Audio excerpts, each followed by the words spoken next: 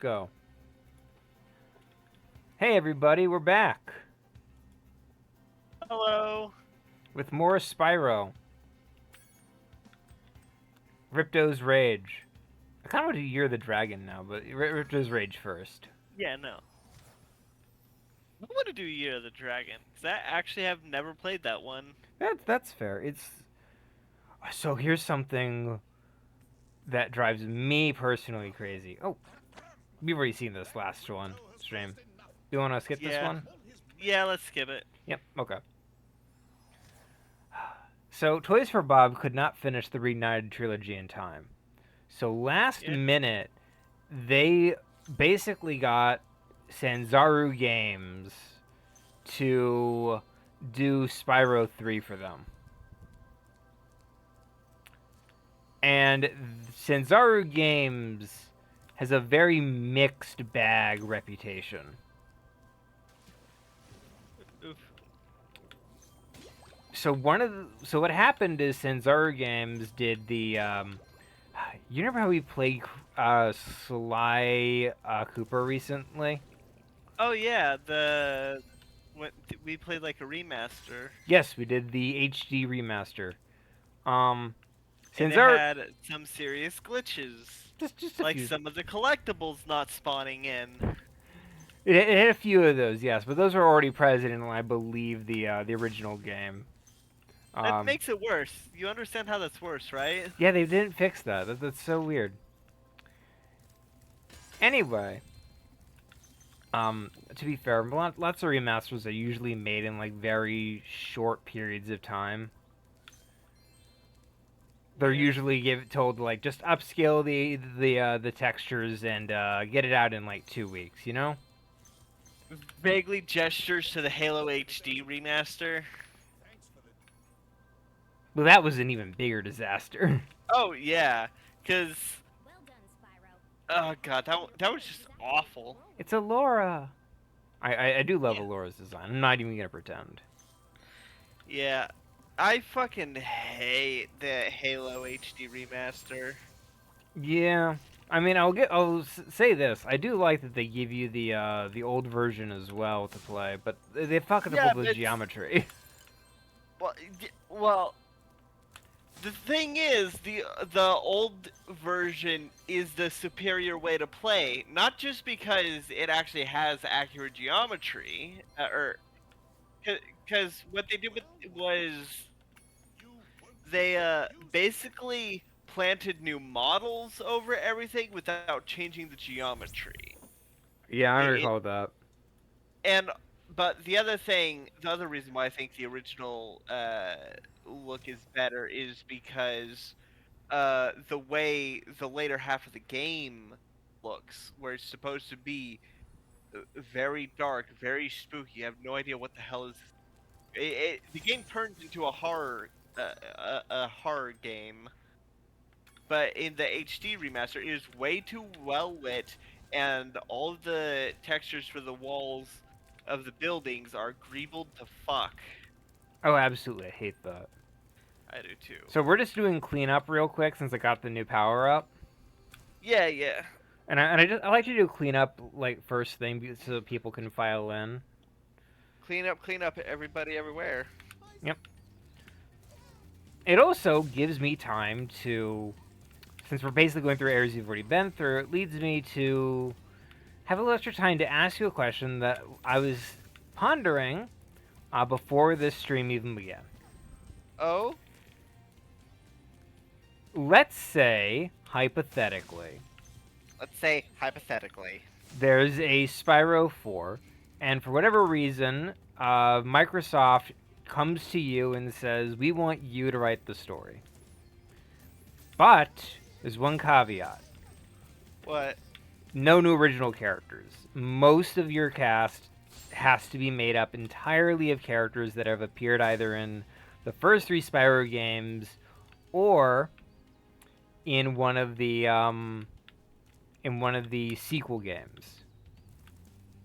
Does Spyro Orange count? Crash Bandicoot is allowed to show up, yes. Okay, I would probably choose Coco. But no, what I would have it be, but that would be like an Easter egg kind of thing. Yeah. Uh, Actually no, fuck it. I'd do a full-on crossover. You know, have it be that crystals have started, like they're just chilling on the beach and suddenly a rift open, like a crack opens up in the sky and like several crystals come out. Okay, so you would go straight to a Crash Bandicoot crossover. Yeah, it'd be Ripto and Cortex. Again? Okay, to say working together would be a little strong of a phrase. Oh, I see. We're just going straight for the Crash Orange ripoff, but on an HD console. Okay. Yeah. I mean, basically. Yeah, no, I'd have it be that they're both working on their own, like they're both have an alliance, but it's obvious that they do not get along and they are constantly trying to stab each other in the back, basically. Okay. That's how I do it. Um,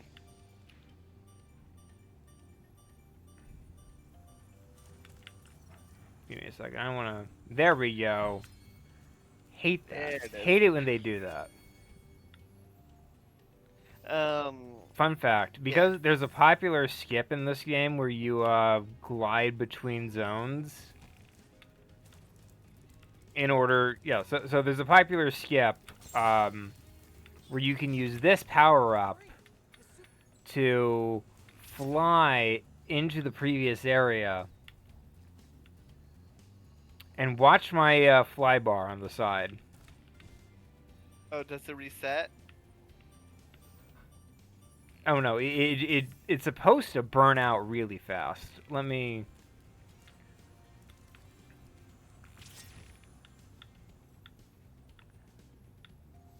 What it's supposed to do is. Yeah, see, it burns through really fast. I see. Because in the original game, Spyro 2, people you could fly between the zones to skip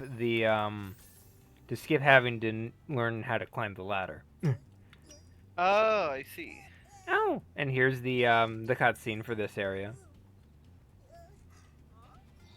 Most people don't see this because there's no real reason to come back to this level outside of the The cleanup. yeah, outside of the cleanup. Yeah.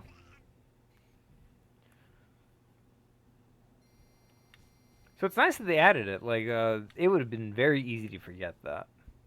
That's the attention to detail that makes the Toys Yeah, for like Bob difference. yeah, you mentioned that with the hunter dialogue last time. Yep.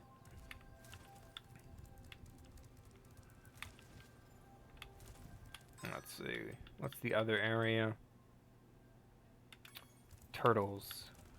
Spoils. Um. Well, what villain? If you're not allowed to have original villains, then what villain would you have make a reprise in a Spyro 4? Well, I'm glad you asked. Is it the dragon? Is it the dragon lady from the third game? The sorceress? I guess. The big blue lady? Yeah. As I No. mentioned, I haven't actually played that one. No. No, that's thinking too small. No. I'd bring back the sorcerer from hit game Spyro Shadow Legacy. If No, Shadow Legacy was an absolute turd. um so my pitch would be to bring back Malifor, Cinder, and the sorcerer. What, they'd just be working together to fuck over. Wait, wasn't Malifor like the original Spyro? Isn't that the lore? Not specifically. Malefor is a purple dragon, and lore-wise went on many of the same adventures Spyro apparently went on, or at least it's alluded to, I guess. But no, they're not the same individual. Well, you told me there were this that he was Spyro. He's Spyro's father. Oh well. Thematically, they fit the same Archetype. in-universe niche. Yeah, Uh, they're both like hero types and potentially become corrupt. so when you told me, or when you told me that he what I you don't were think I floating ever like did. just slightly. No, you did. That must have been years ago. Also, is your model floating like 3 inches off the ground? Yeah, I think that might just I think the model already does that.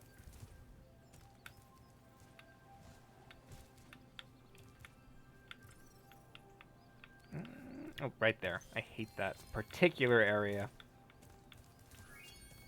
You know what was great about um If I did, I don't remember. That must have been years ago. you know what? I mean, it was when you were playing Spyro 2 like casually. Oh yeah, it was a theory at the time. Like Oh, because they share so many thematic relevant archetypes and stuff, and because of the fact that um, the entire mythos of Skylanders and etc. is all about like reincarnation and stuff. okay. No, so Oh my god. Legends deals with like the idea of reincarnation and whatnot, and that it's the purpose of the purple dragon to bring about the destruction of the world, etc., etc. And the other series sort of alludes to that being sort of a cycle of reincarnation kind of deal. Alright, here's what I would do. Here's how I'd do it. Or here's how I'd make a Spyro 4. They're just casually chilling on the beach. A crack opens into the sky, and like a bunch of like small meteors, basic like things fall from the crack onto the ground, and then like uh, Spyro gets knocked out by one, and turns out he ends up getting wakes up like several days later, uh, and Ripto and Cortex have created an evil Spyro. Evil Spyro, of course, brilliant. Like they're trying to turn, they're trying to turn Spyro evil, but he escapes, and they accidentally create an evil version of Spyro. Do you know how many like evil Spyros there are? No, I don't. I'm not the.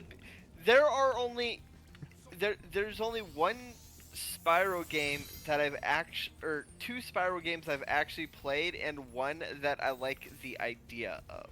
Fair enough.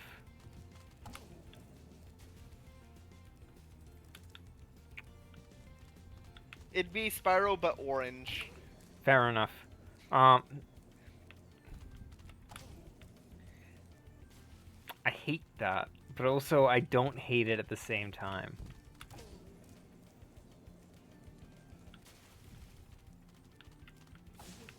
Yeah, move a little so I have a better shot. There we go.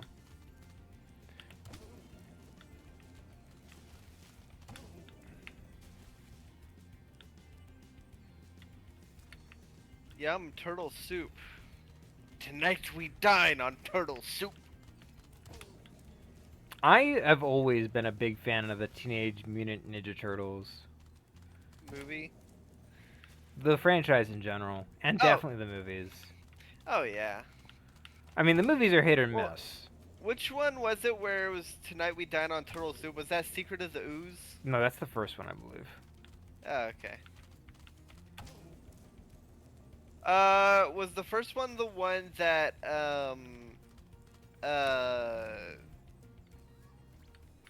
oh fuck, who's the guy that, Okay, is the first one the one that Vanilla Ice had a rap in, No, that's the second one.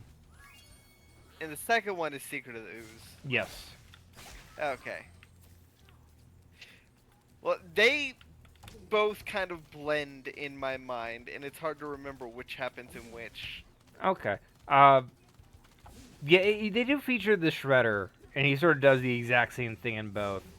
Um, One thing I like about the first movie more than the second, and I grew up with both of them. Um, One thing I like about the first movie more is it really takes its time with the turtles a bit before they pop up. Because like the first 10 minutes of the movie, not the first 10, about the first 10 to 15 minutes, you don't really get a good look at the turtles until like they show up. Oh, there was one more thing in there that I forgot about. Dang it. Ah, get fucked. I knew I was forgetting something. I'm like, huh. Now I know what it is. Um,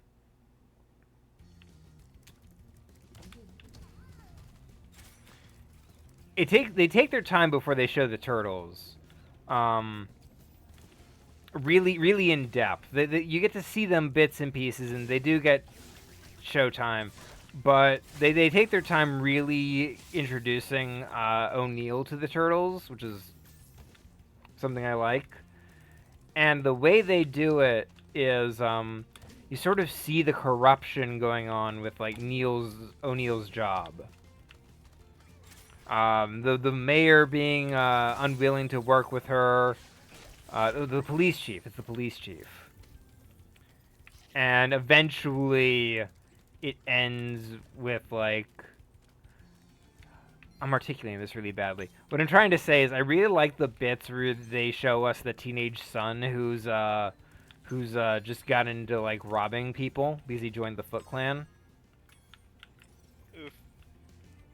Yeah, so the teenage son character joins the Foot Clan, and and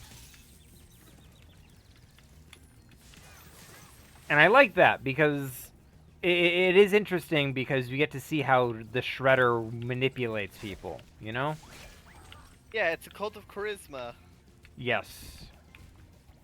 Or rather, a Or cult cult of of yeah. personality. It's a cult of personality that makes people feel like they belong in a world that where there's like your parents don't respect you, rebellious Well, youth, but I I mean, do. that is how cults get people. Is they specifically target people who feel like they have no one else to turn to. Yes, and Uh, I think that's actually brilliant. yeah. It really does show how like he starts his Foot Clan and why they're all so obedient to him, despite the fact they're being sent out to fight magic turtles made out of science magic. Okay, they're not magic. You do realize that the ooze that gave the turtles their bodies is the same magic science ooze that made Daredevil blind and gave him super senses, right? Yes, I know. The foot is supposed to be a Parody of the parody hand. of the hand. I was waiting for my opportunity to mention that. But yeah, no, I am well aware that they exist in the same sort of uh what's the word? You know what I mean. Yeah. To be fair, a lot of turtle stuff does lean into giving them more mystical stuff later. I really liked the what was it, 2003 I love the cartoon? 2003 cartoon. I was just Yeah. listening to the theme song earlier today. Yeah. I love being I Yeah, love I being a love being a turtle. turtle. Teenage Mutant Ninja Turtles. The turtles. Turtles counting down. Yeah, I need to binge watch that at some point because it's been so long, Fair. and I'm sure it's absolutely gonna be one of those things where when I watch it, I will remember a lot more. Like with Monk. With Monk, there was like only 3 or 4 episodes that I vividly remember, but as I'm watching, I'm like, oh wait, I remember this now because it jogs the memory. That's fair. I'm on I'm on season 5 right now.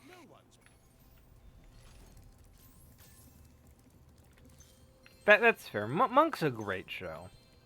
Absolutely. I probably will have to rewatch the series finale again because I remember my initial feelings were I like, don't. I never watched the series oh, then I will finale. say nothing more. Yeah, but I thought I stopped watching around season 4, but it turned. I think season 4 and season 5 is when I was watching it when it was new. Fair enough. Uh, I I I haven't looked at the listing of season 6 yet.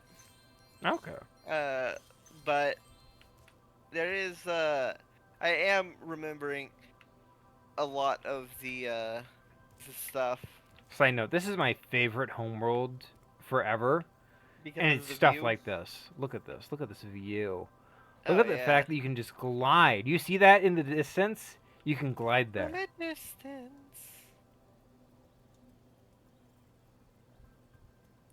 You see that mountain? You can glide to it. I'm making a Skyrim joke. I know. You weren't calling me out. I was getting worried. You failed to catch it. No. Okay. But yeah, a lot of the episodes that I remember, for example, was so there was one episode. The episode with the traffic jam was an episode I had thought was a different episode when I was watching the beginning, because I thought that was gonna be the episode where like the because it starts with like a dude with a massive truck, um, uh, talking like in a heated argument with some guy. And I thought that was gonna be the one where like the guy's tie gets caught in the belt of the truck and he ends up getting strangled, and then they have to, and then the dude tampers with the engine to make it uh, seem like he wasn't there, and so the whole thing was about stopping like trying to use the truck's mileage as evidence before they realized that part of the tie was still in the belt loop. Hmm. It wasn't that episode. That episode was much later in season 5, as it turned out. Fair enough. You know what show you definitely should watch since you like these kinds of like detective police procedurals? What? Elementary. No, I have seen the first 5 episodes of it back when it was new, but I didn't get the channel.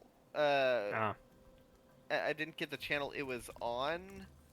Like we changed our cable plan, I get and you. we didn't get I had it on it anymore. DVD, so But no, I absolutely know. I really liked the first. I think the last episode I saw was one where uh the oh, I think it was like mm, one of the details was like I want to say there was like a carjacking and they had a suspect who but the witness said like he spent like 2 minutes trying to break into the car, and the suspect was like, "Oh no, that's not me. I could break in it much faster than that. Like I wouldn't struggle for 2 minutes." And uh, and then he proved it. And then yeah, I don't remember much else. That was like probably episode 3 or 4. fair enough. That's a recurring character, I believe. I would assume so, because at the end it seemed like he was going to become one of Sherlock's friends. They use they bring back a lot of characters like that. In the latter seasons, they Oh, I think I know what the last episode. The last episode I had watched was the one where the woman was like hung upside down and desanguinated. oh, I don't remember that one. I'd have to. I definitely remembered if I watched it. It was Which the level do you first time want? they name dropped Moriarty, Oh I yeah, think. fair enough. Which world do you want to go to first? Uh Crystal. oh, is this the Nope. which is the one with the trolley? That is Breeze Harbor. Breeze Harbor. It's over there. We're doing Breeze Do it. Harbor first. Yes. I want you to suffer. Fair enough. I will mock you relentlessly. Please don't. So this is the war that Moneybags profits from. Yep.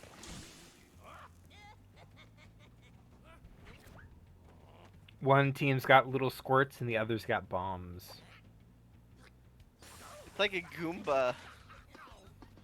It's a slug. I think. It's a land blubber.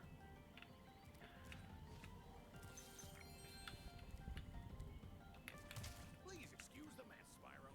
We are currently suffering from a land blubber infestation. First they put out the fires in our boilers, and now they've shut down our ship too. If you could stoke up the fires under the boilers, I'm sure you could make your way to the ship. The steam from the boilers will activate our highly advanced machinery.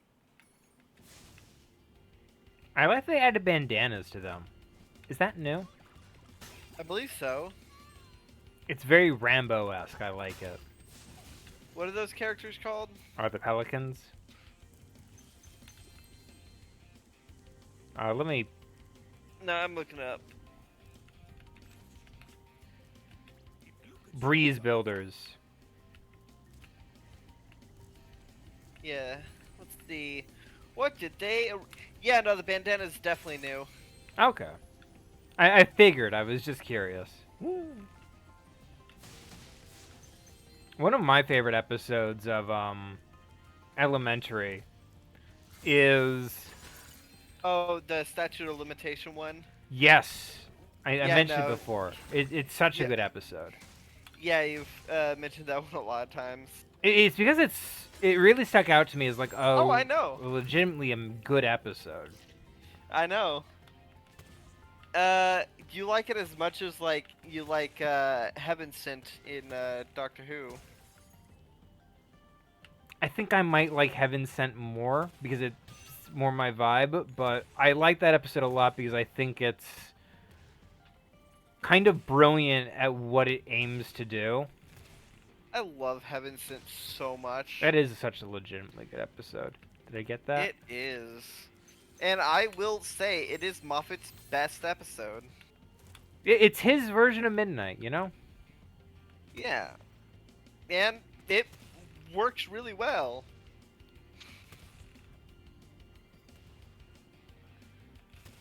Midnight is also such a fantastic episode. I really do like the smaller episodes. Like the self-contained... Well, not... Because, you know, it's not self-contained, but... There we go. Ones with limited locations I really like. The Agatha Christie one is also a good example. Agatha Christie's Of, a fun episode. Yeah. The, God, the later half of series 4... Yeah, 4 was so amazing. Like, it was banger after banger after banger. Like, the entire episode, or the entire season, just full of bangers. So the Agatha Christie thing where she went missing for several days is actually real. I know. That's the thing that I always really like. Like when they How use they like incorporate actual history. actual personal history, yeah. Yeah. And the crazy thing is, like, even Agatha Christie couldn't tell you what happened during that period of time. That's the part that's like, oh, that's actually really neat history, you know? Hmm. God. I actually cannot think of a bad episode in season 4. Because, you know, you had the Titanic, the space Titanic. That's such a good episode. I love that 'Cause one. that was right after Martha left. Yes, it's a really good one because it really does show like because they bring in like a new companion, a potential companion in the hostess for the And she Titanic. sacrifices herself. Yeah, and it's actually very very well done. Yeah. And then immediately after that, you have Donna and the Doctor's reunion with that amazing scene. Absolutely. Then you have Fires of Pompeii. Rise of Pompeii is like legitimately just, It's like such a good episode. I love it because its moral is so good. It's just Yeah. save anyone. Yeah, just save some. And I love that they bring it back in the 12th Doctor, like, cuz when he finally remembers where he got that face from and what it represents. Like, you may not be able to save, because the episode where he remembers, I want to say, was the Viking. No, not the Viking episode. Um, but they do have like a flashback to Fires of Pompeii, and he that is where he's determined to save someone. That's fair.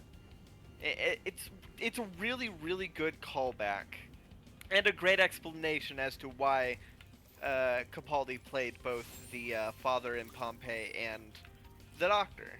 He's That's fair. recycling faces from his history, or that he's seen. Personal reminders, and I like that the theme of that comes back up in the anniversary, even if the circumstances are slightly different. Yeah, I still like the. I mean, it's kind of this. It still has a very important meaning, because it's him. He needs a rest. Because he's telling himself he needs a rest, so he's basically like, Forcing himself to yeah. you know, how many? Let's see. After Fires of Pompeii was Planet of the Ood, which was such an amazing episode. I barely remember that one. I'd have to watch that one again. That was the one Oh, where that's the Dr. Donna first mention. yes, that's the first mention of the Dr. Donna, and when they free the Ood from slavery. Yes, it's the one in which that is such a good one. It's the one where they think the Ood are about to kill them, and Donna's screaming, Yeah, "We're here to dinner, help you. We're here dinner. to." What? Yeah. They're like they were like yeah, it was framed like because they were like asking if they want what they want for dinner, but the way it was framed, it seemed like they were saying they were going to eat Doctor and Donna in the cold open. Oh yeah. Let's see. After that, it was the Atmos system two-parter, and it had one of my favorite Donna scenes where it was like, Donna, open the door. I can't. It needs a hand of one of those the potato people. They have 3 fingers. Donna, you have 3 fingers. Oh right. And then after that, the Doctor's daughter with Jenny. Yes, I remember Jenny. Okay, let's do this. Maximum Alright. effort. Yep. And then after that one, it is the Agatha Christie, and then the library, then Midnight, then Turn Left, and then the Stolen Earth two-parter. So, it was just absolute bangers. Oh, it really was just banger after banger. Yeah, RTD, like, made sure that his final time on the as showrunner was a really high note. Oh, it was hard even for like Moffat to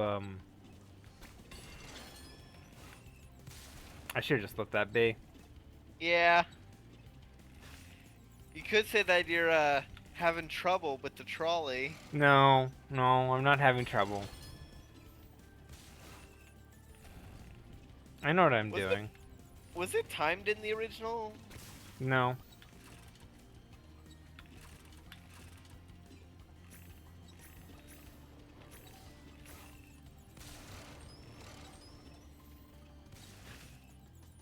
If I jumped over that gear, I'm gonna scream. You did. Right. Why was I not changing Oh. direction? I was trying to. I was tapping the thing to hop tracks, and I wasn't hopping tracks. Oh sure, blame the controller. I will.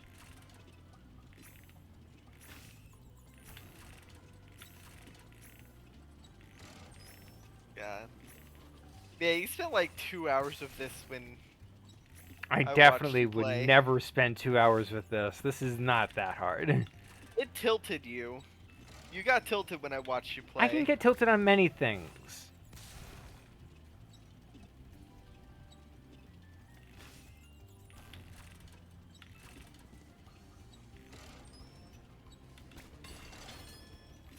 Why can't you just run across the tracks?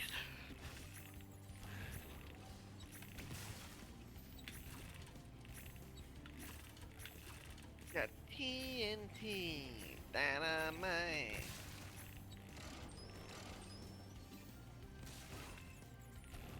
TNT, I'm dynamite.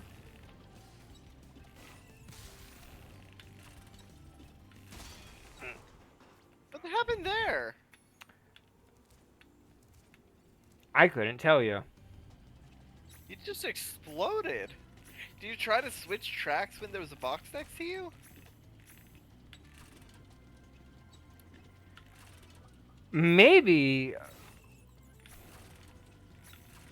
I didn't know I was like planning to change tracks, but I don't. But it didn't look like I was within like the area of like the box at the time. But yeah, depth perception is weird. It's a killer, you know. Yeah. Also, the one of the episodes of Monk you did watch recently was the one where he was blinded. Yes. I still don't really know what was going on there. Oh, yeah. So what happened was they don't explain it well in the episode, but what happened is the boss was having an affair with the The victim. with the victim. Yes. Oh, I Which think you jumped over the. Gear. Yeah, I noticed I did. That hurts a Yeah. little, you know. So, did So- the why did the other guy? Why did he send the other guy to get the keys though? Because he sent the other guy to kill her so that he could have an alibi. Oh, okay. Yeah. So because he was working because he wanted to be working all day when she died, so that he couldn't be pinned for the crime, he had the other guy kill her so that he could be basically with witnesses. Yeah, but the other guy was incompetent as shit. And he left the keys. Yes. Yeah, so he had to kill another guy just to get the keys. Yeah. Which is more indicative of bad planning.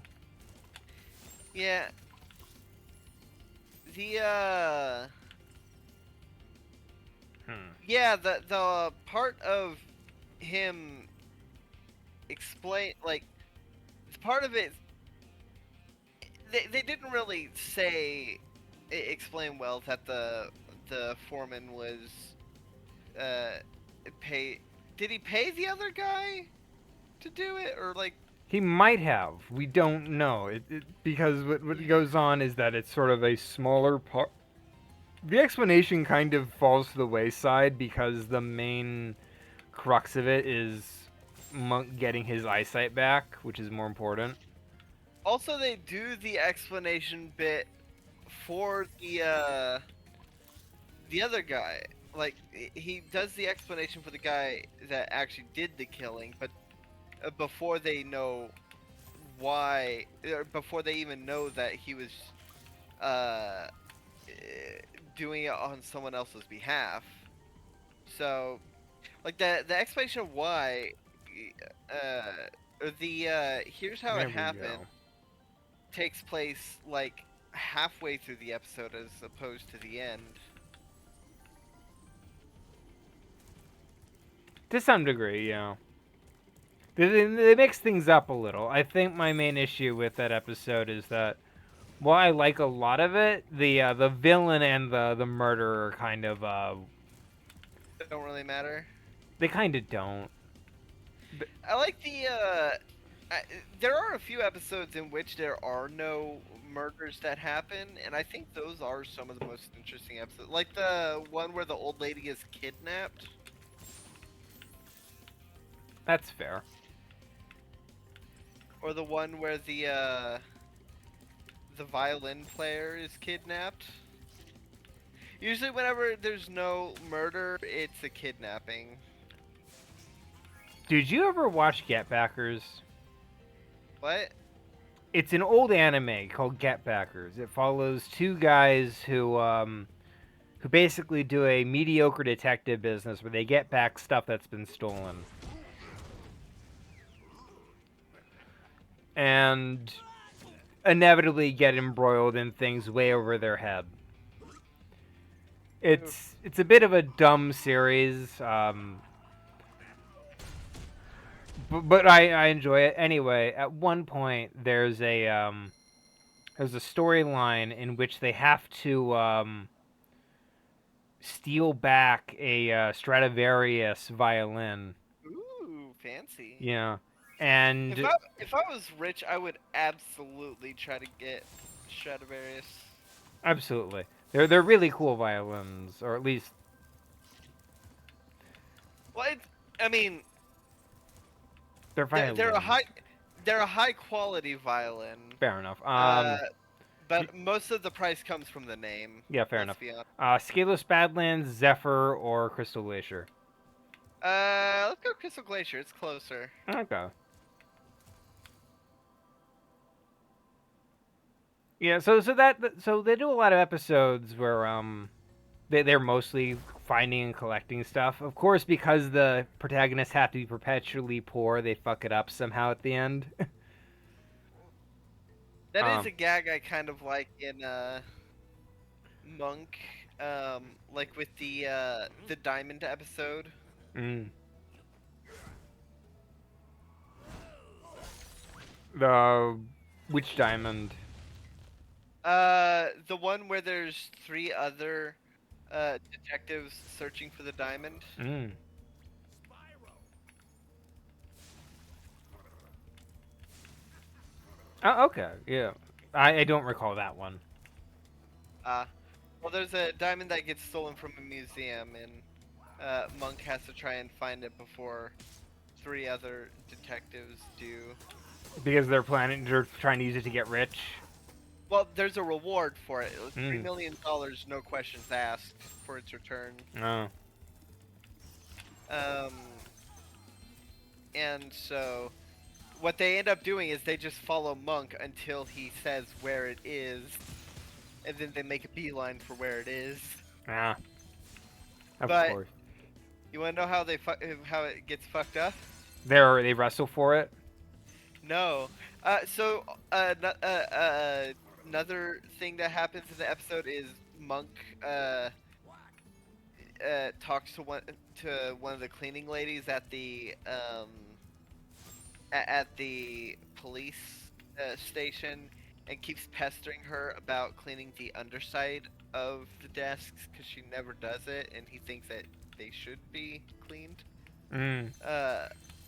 And so the place where it's stuck is earlier in the episode. He when they were questioning some of the museum staff, he was like, "Oh, so you're just questioning them about the incident and not for the drugs?" And they're like, "What drugs?" He's like, "Oh, that one right there. Look at his hands are stained, and common with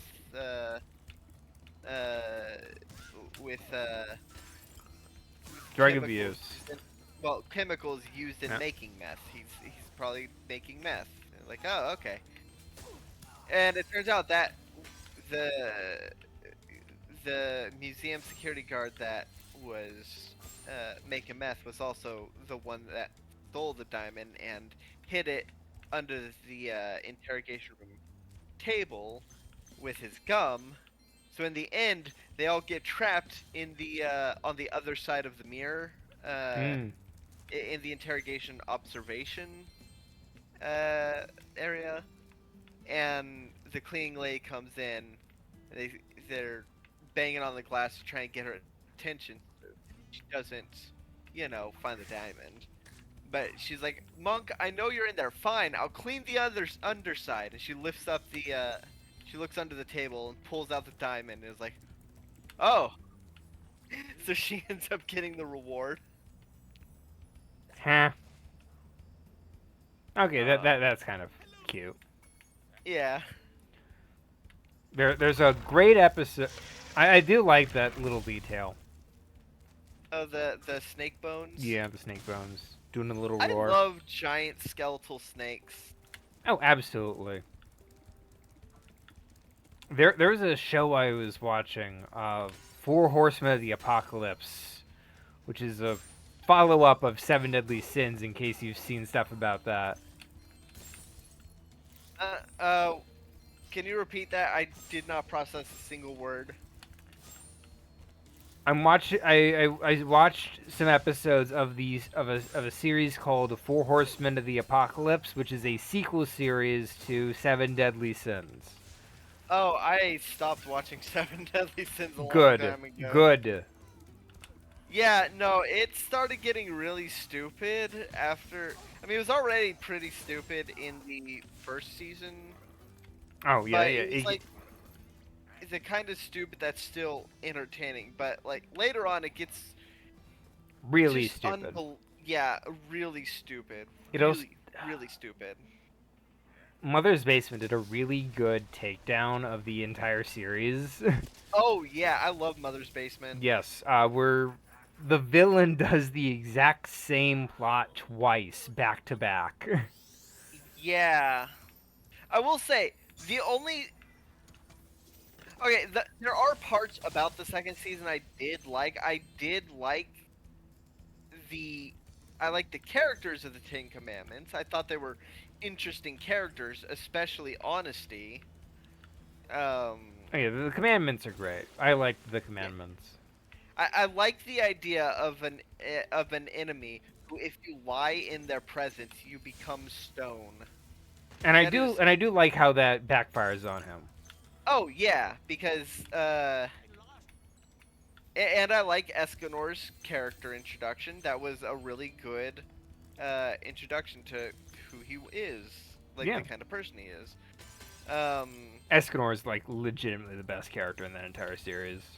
oh, absolutely, because he knows what his power is. He knows what he can do, and there's no there's no obvious thing that he should be doing Yeah. that he just happens to have never thought about.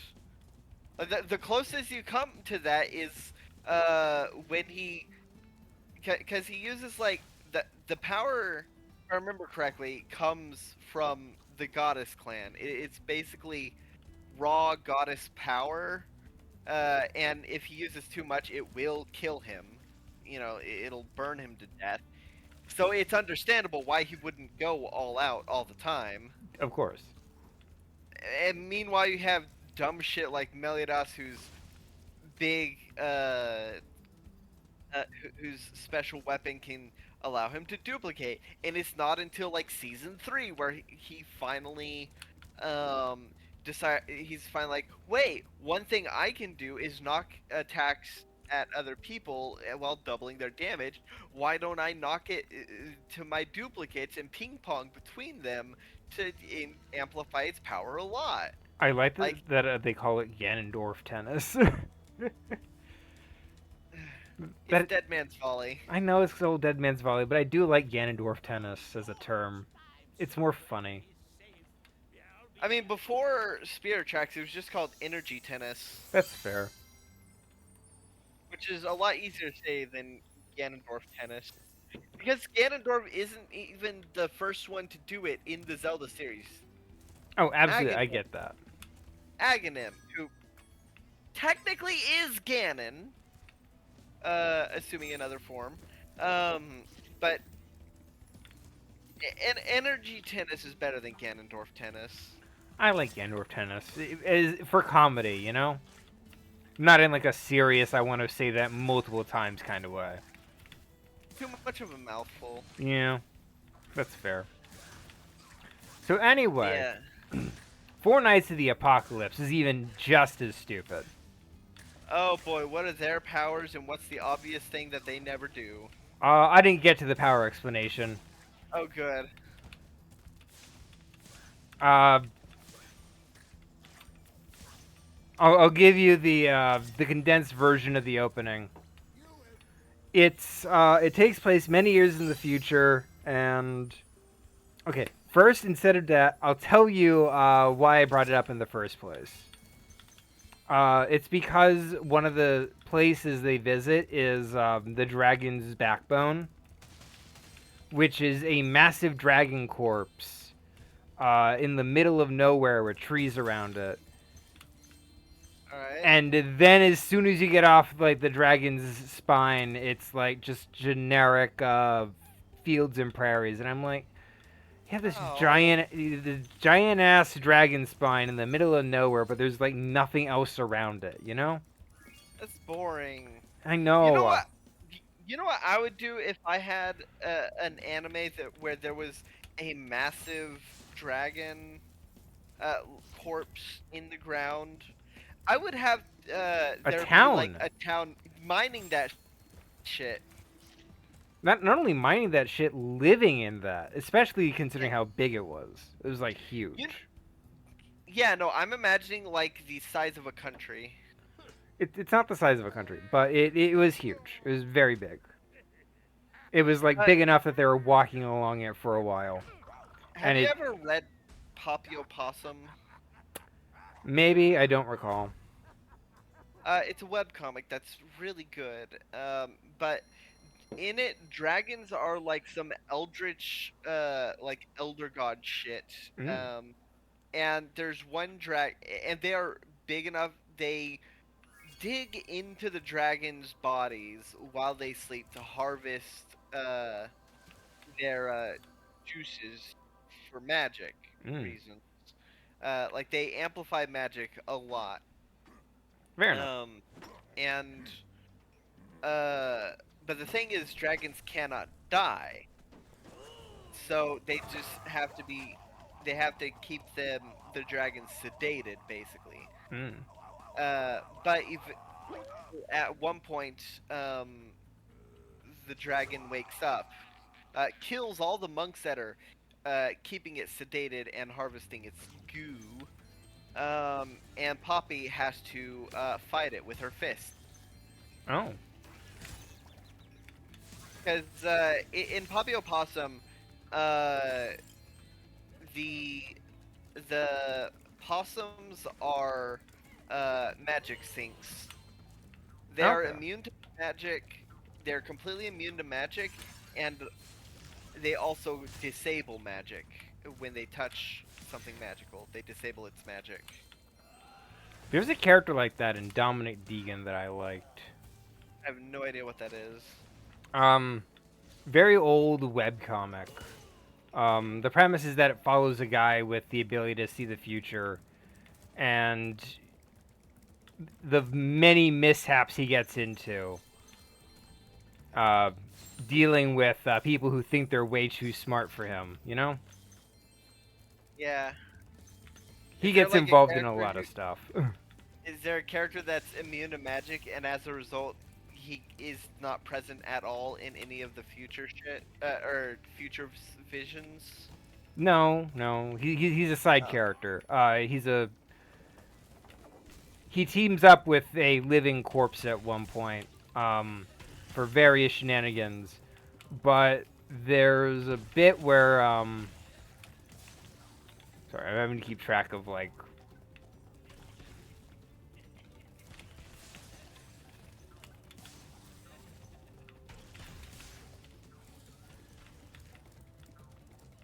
There we go. I hate those things. There's a bit in which in which he and his buddies end up getting buffed to heck by Another challenge? by some healer magic that goes awry. And so will they get buffed up, roided, and steroided to like basically being a bunch of like monsters with like no who lose like their sense of humanity because of it. Basically, they get roided up so much that they become like violent idiots, you know. Yeah. And then because he can't get and that because he can't be affected by the healing magic, he's the one guy who doesn't turn into a violent, rage-induced steroid freak. And stuff happens with that. Where there's the last one. There we go. No, no, no, no, no. There we go. Thank That was an incredibly inoptimal path. I should have lost that one. But you had to do it twice? Yeah. There's 2 orbs attached to that mission. Why? Because they change up the patterns.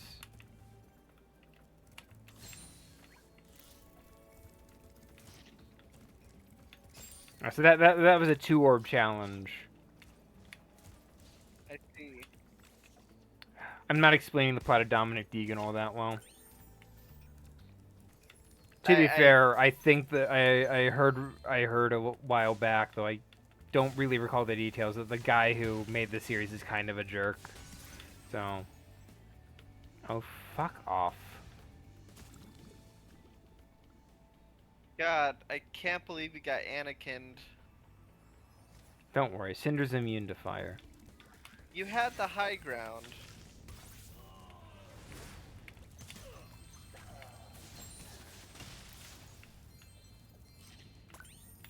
Did you know that Cinder was voiced by number 5? Oh, nice. Yeah. The when Cinder first appeared in Legend of Spyro, she was voiced by number 5's voice actress. I'm who guessing you do not remember.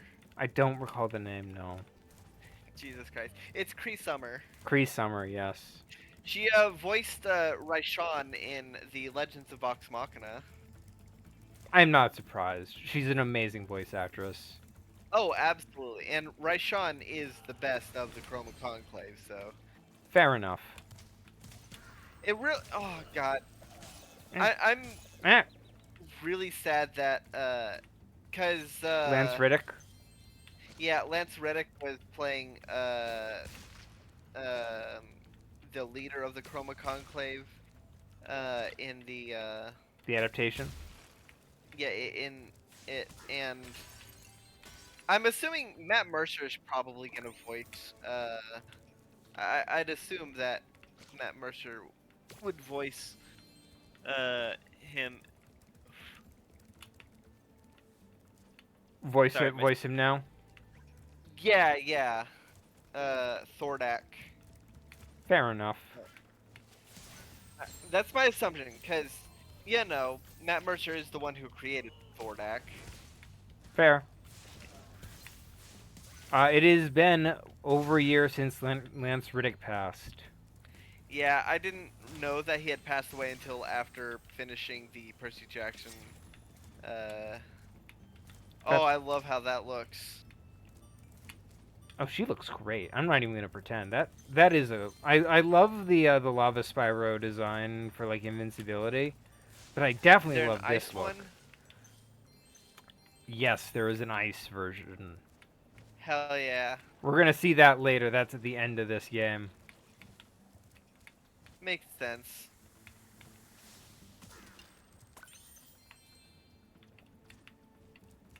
Yeah, I didn't know Lance Reddick had died until after I finished Percy Jackson.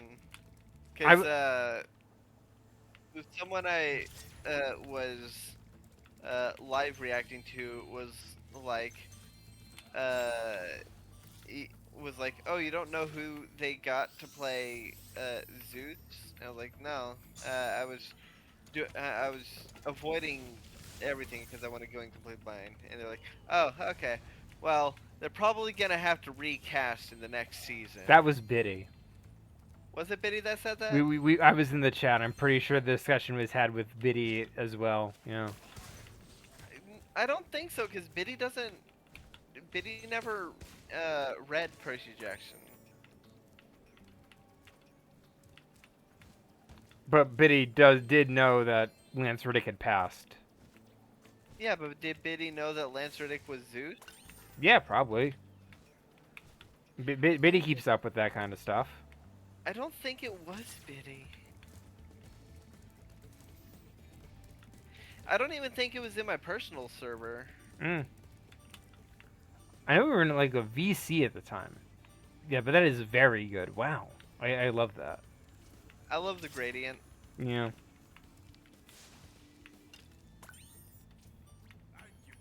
No! It teleported you away. I have to see the stupid bone dance now. Oh.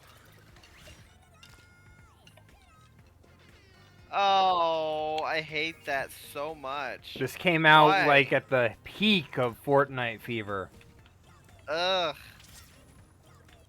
Just like with the Please. Sonic movie, everybody was obsessed with Fortnite for a while, so everybody was flossing. Ah, God. Just once, I would love it if, you know, what I would love to see. I would love to see like a parody of like some studio executive, like a show where there's a character that's a studio executive or something that ends up doing the floss, and like people are like, no, that you don't actually, nobody actually does that in public without getting made fun of. That's not gonna appeal to people. That's just gonna be fucking cringe as shit.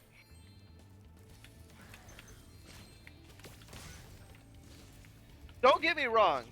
When I was a kid, we had cringe ass fucking dances as well. But also, we knew they were cringe. And whenever they happen on shows, we knew they were cringe. Fun fact, I actually knew how to do the Soldier Boy dance. Why? I was in theater, and Okay. the theater director was like, "Hey, by the way, what do kids like? The Soldier Boy dance. You do the Soldier Boy dance for the play." Did you why didn't you say no, nobody actually does that? Because I didn't do it during the play. Good. I learned it because it was expected, but I didn't actually do it during the play. Good. Also, my character was meant to be embarrassing, so I did a different embarrassing Oh, okay, dance. okay. When I was it was the Napoleon Dynamite dance in our school. Okay. And to be honest, Soldier Boy was actually popular, so... So was Napoleon Dynamite. But the thing is, if you actually did the dance in real life, people would mock you relentless. Which But- is the same with the floss and the Soldier Boy dance. I think there's a difference. The Soldier Boy dance when it was actually a thing people were doing. What, unironically? Unironically, yeah. Yeah. I grew up down south. I'm in Texas. I grew up down south in an area that was, The only place more south than us is Florida. Okay, correction. I grew up in a non-racist part of the South where a majority of the population was black. Okay, that makes that's yeah. That's different. Yeah. There's a difference between the South, like the kind of South I'm talking about, and this kind of South you're talking about.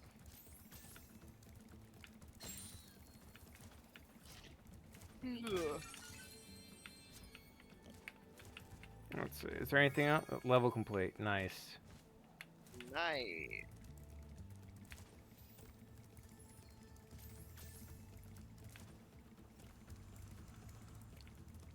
I do love the song. Spyro has like great music in general. Yeah. Admittedly, the dynamic music isn't great, but it's still pretty good. That reminds me, maybe sound. There we go. Oh hell yeah. Let's bring up the original Grant Kirkhope's. Was it Grant Kirkhope that did this? No, no, no, no.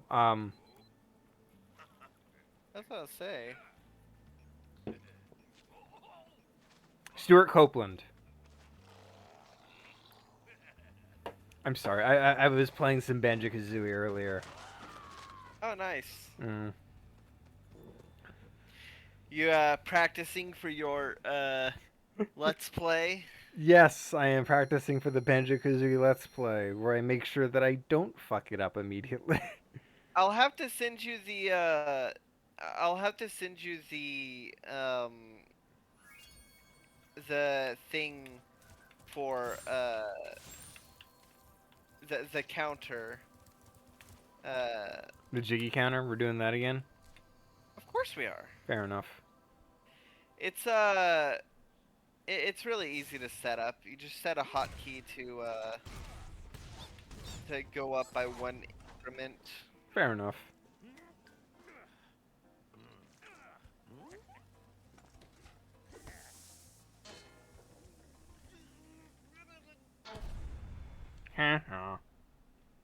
Look out, everyone! I've got a head full of bomb. Wait, no, I've got a hat full of bomb, a handful of bull penis, and a head full of empty. What was that Oh my second God, thing? you killed Chicken Little. Don't worry, everybody's happier for it. It's from the Homestuck intermission.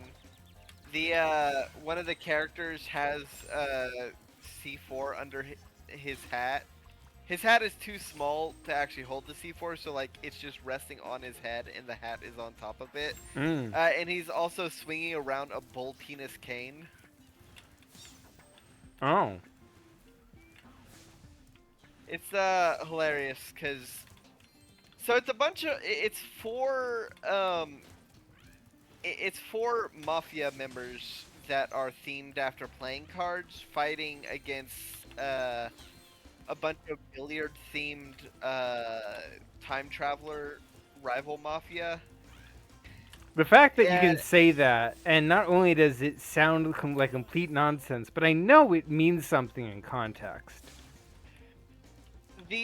Well, the thing you have to remember is that the ones that are based off of playing cards are actually chess pieces, and the ones that are based off billiards are leprechauns. The fact that I know you're not making shit up is both I'm the not part making. that I know that. That's the part that makes me so unhappy.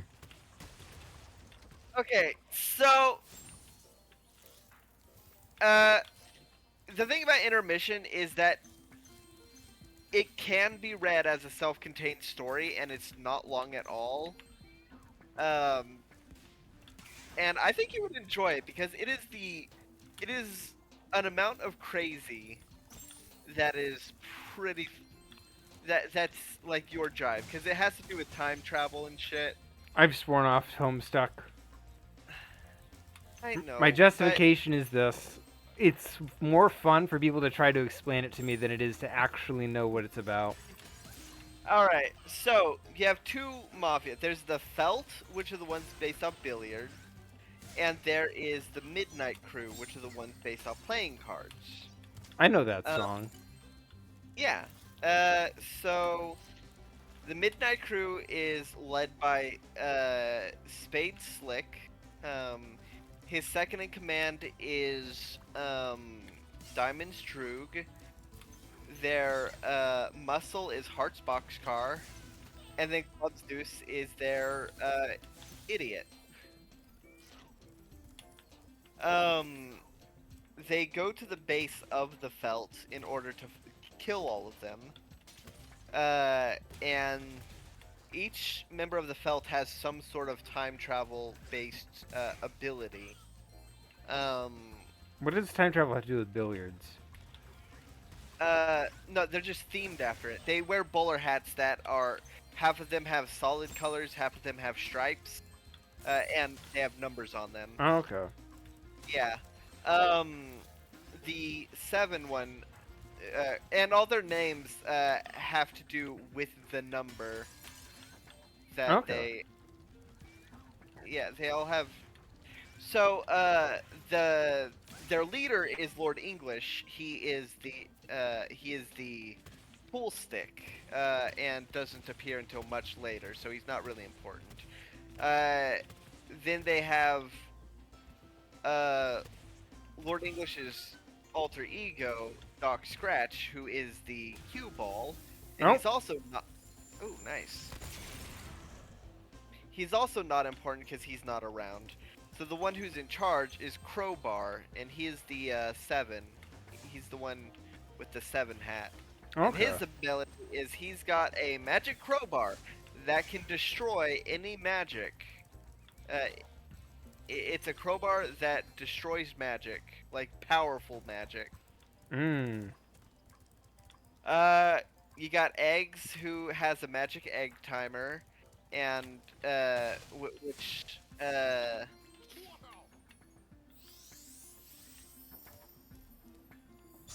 cherry bomb. Cherry bomb. Yeah. Eggs is often with Biscuits, who has a magic oven that can travel to the future at a rate of 1 second per second.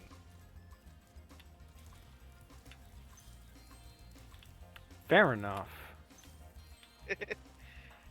um, you got one person who can see future trails, and one person who can see past trails. Um, and they can interact. So you can get punched by one from the past or by one from the future. Uh, but and one of them encounters. Oh, you got one who is got super speed, and Oh, he fuck. swaps. Jesus Christ! The one with super speed starts swapping around everyone's hats, and that's how some C4 gets under the Dang it. hat of. I ended Hook, up in a which situation I didn't want to be in. yeah, no, that fucking sucked. Yeah. Yeah. I think my favorite joke is when one of the characters gets punched into next week. He gets punched into next Tuesday, and it's Mm. visualized by them standing like they're at the top of a calendar, or they're in a calendar, and he gets punched through the floor, pretty much. Mm. And it's like you got punched into next Tuesday. You're standing at the store going shopping. You're unsure of what you need. Milk? You're always running out of milk. You should probably get some. Hmm. That is pretty funny. Yeah, it's got some of the best jokes, and because it is a self-contained story, it's really easy to get to vibe with. Okay. Um, I still probably won't read it, but I do vibe with some of that humor. Yeah. It's technically not a self-contained story because the stuff that happens afterward comes back later. I And am aware that like you can't skip it because important stuff happens. yeah, mostly it explains why there's another Jack Noir who's a cyborg. Mm. Because Jack Noir is Spade Slick is one of the Jack Noirs, and at the end he gets No. loaded No. and ends up becoming a cyborg. And Okay. so it's really just important to understand why there's a Jack Noir. One of the most important characters of the Felt is Snowman, and she represents the 8 ball. Guess what her power is?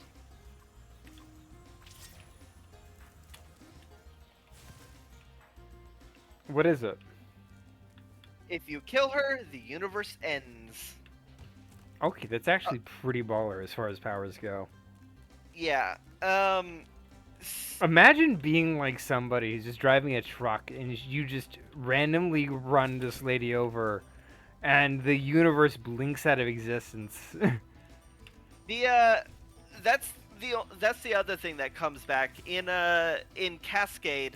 Uh, yeah, in Cascade, there's this. So in Homestuck, there's this bomb called the Tumor, and what it is, it's a bomb that synchronizes the death of two universes. Mm. One of them is ripped apart by one of the Jack Noirs. Both universes get destroyed by Jack Noir.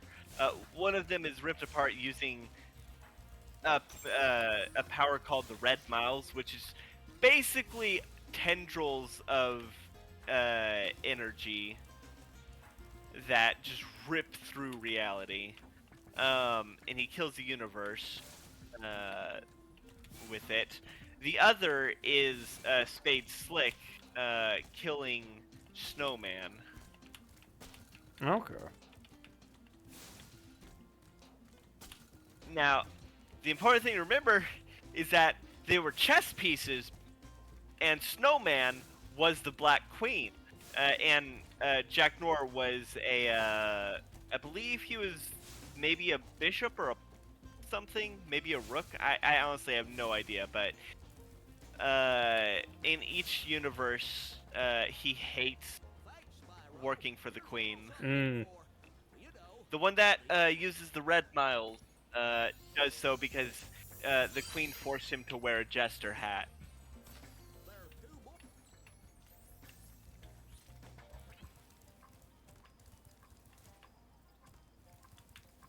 You know what? Fair enough. It's really hard. Oh right, this is the Romeo and Juliet one. I'm gonna be Yeah, honest. Juliet can do it. I'm gonna be honest. I had no idea they were slugs in the original game because I thought they were seals, because of how low texture they are. Speaking of seals, Hat in Time Seal the Deal DLC is still great. Oh, absolutely. I still like the Yakuza. I want to Most. play. I know you. I just want to play Hat in Time again sometime. Yeah, Yumi and Biddy need to play Hat in Time on the channel once I get a new computer. Yeah, that'd be fun. I'm hoping that in May. I'm hoping in May is when. Because there are 5 paydays in May. Okay. I'm paid weekly, and I get 5 paydays in May, so I'm hoping that I'll be able to do that.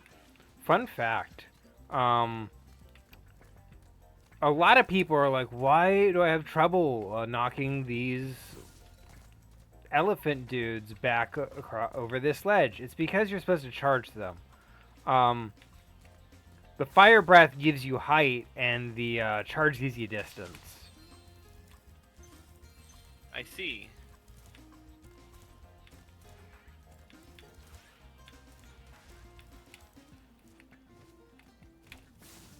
Come on. Stop getting I think stuck. that Stop that being one's- stuck. Door stuck. Door stuck! Door stuck! Okay, I'm just gonna get this guy through.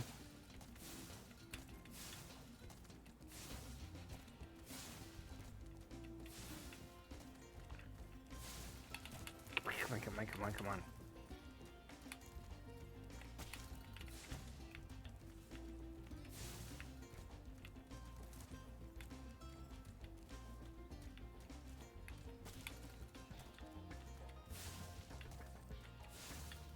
There we go. Yeah.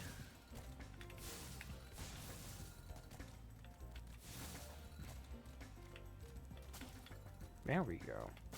God. Move. Skadoosh.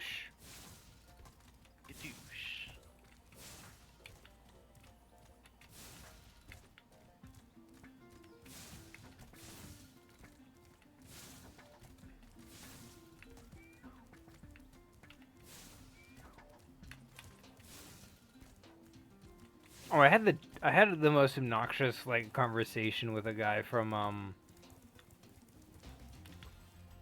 Poland, uh, buddy from university. Oh, is that the one who didn't know that uh, Harriet Tubman was a real person? Yeah. To be fair, Was that he grew up in was Poland, so yeah? he never had to learn about like that portion of history. Was that the incident that you were going to bring up? No, no, no. This is a different one, which is also kind of. It was an argument where so he spends a lot of time on TV tropes, and he messages me one day, and he's like, "Do you believe that villains should be redeemed?" And I'm like, "Yeah." The obvious example is Zuko from Avatar. And he's like, "Zuko's not a villain. Ozai's the villain." I'm like, There "Ozai's could be the more than one villain. Ozai's the greater scope villain. You're making the mistake of assuming that a series can't have more than one major villain. Zuko is the villain of book one. Um, Yeah, e- Zuko even and Zhao. yeah, Zuko and Zhao, they basically share being villains. Yeah, um, each season had two villains. The book one was Zuko and Zhao. Book two was Azula and the Dai Li, and book three was Combustion Man and Ozai. and Zuko to some degree. Well, he wasn't so much a villain in, like, he wasn't an active villain in book three. Well, he did hire Combustion Man. Well, I know. Yeah, but the thing is, by that point, he was already beginning his like character growth. Yeah. Basically the discussion, he was like, Zuko's not a villain. He's an antagonist. I'm like, well, the mistake you're making is that villain and antagonist are pretty much interchangeable terms depending on the circumstance.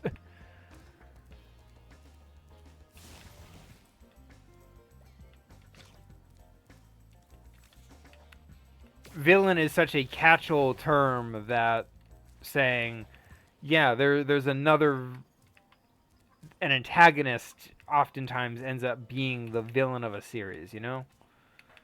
Yeah. The moment you get like really anal with that kind of description is the moment where it's like the discussion becomes kind of pointless. One main thing that people tend to one main thing that people tend to forget is that villain doesn't always mean antagonist, because you can have villains who are the protagonists. Yes. But Really the discussion was about like, can villains be redeemed, and my argument is yes. it depends. It depends. Not every villain should be should or could be redeemed. Zuko, there's a lot of legwork to make Zuko a villain that you can redeem. Hell, even you can even make an argument that in Dragon Ball Z, Vegeta took a lot of work to be redeemed. He wasn't redeemed until the Boo saga. True, yes, and that's the important part.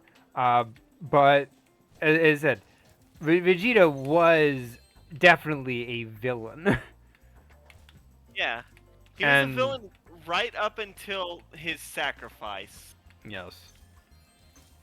Like, his sacrifice was the first selfless thing that he did. I mean, well, some would argue that him attacking Cell, in the end, one thing I really don't like about the Dragon Ball Z anime is they had everyone attacking Cell in the end, which I understand. It's a cool moment. It's one that it brings a reason for everyone to be there, but also in the manga it's only Vegeta, and he does it specifically because he watched Cell kill Trunks, and like that's the first time he really acknowledges Trunks as his son, like without it being like, Antagonistic. yeah. By the way, Um, Juliet has a very cute design. I like her. oh yeah. I love her purples, and I love like her little tiara feather pattern. Yeah. I just love bird designs in like fiction. Birds themselves are ugly little monster things with way too much beak and way too much squawk. Yeah. No, I've had a pet bird. I like birds overall. Yeah. Yeah. I just don't like drawing birds. It's the beak. The beak I is so have hard to draw for all the weirdest reasons. I have a complicated history with birds. My dad got rid of one of my cats so that he could get a bird when I Mm. was in middle school. Oh, that sucks. Yeah. My brother, my brother could tell this story better than I could, but we had a pet bird, because we used to have pet fish. It was my dad's interest. He liked having pet fish. Um, these little fish in like a tank. Anyway, the fish store that we stopped by for like fish supplies all the time was also a bird store. They sold fish and birds. So one day my brother was like, "Can we get a pet bird?" And the bird kind of ended up being a spur of the moment decision, if that makes sense. Yeah, makes sense. Also, we got the pet bird on Halloween Day. Oof. But no problem with that. I don't have a problem with that. I just think it's like just funny that I can always remember the day we got the bird because it was Halloween. Which is significant because that was like right after my brother's birthday, so it was convenient to be like, yeah, we can do that. Yeah. Oh, cool. Sorry, I just paid my electric bill. Oh, nice. Electric bill is due today, so I had to pay it. Saw something very interesting. It shows me the daily usage of electricity. And one very interesting day, for some reason, on the 9th, use an insane amount of electricity, like way more than other days. What happened on the 9th? I don't know. Is the thing. The 9th is when we got the actually it might be. So we got our washer and dryer installed, and we had to run. It might be because we had to run both like all day just to get it cleaned out. Hmm. Because it was sa- it was in storage for like the last 8 years. Fair enough. I can believe that. Yeah. So we had to let the dryer run. Wait. We had to. You forgot something. There was one more in Zephyr. What was it? What was it? I know what it was. I'm a fucking idiot. You didn't get the Romeo and Juliet one. No, I did. That's Sowing Seeds 2. Oh. There's You didn't get Sowing Seeds 1. There's a halfway point where I'm supposed to talk to the professor. I flew around him and just kept going. You big dummy. You're a little stupid today.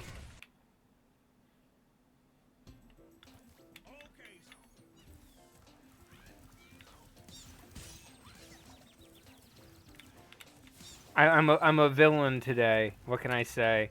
I'm a little more focused on the destruction of the world.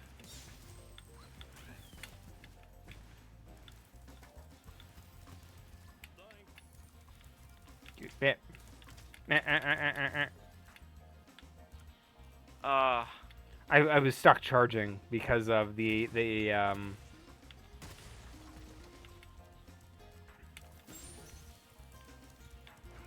I've been watching a lot of Tears of the Kingdom challenge runs, and I saw one that was really, really interesting, and it was surviving in the depths.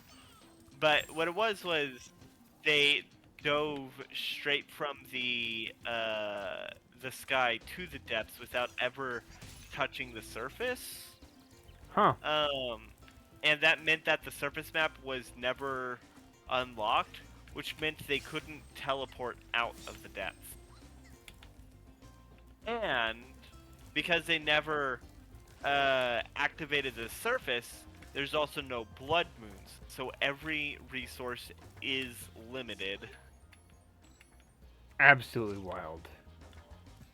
Yeah, it was such a wild.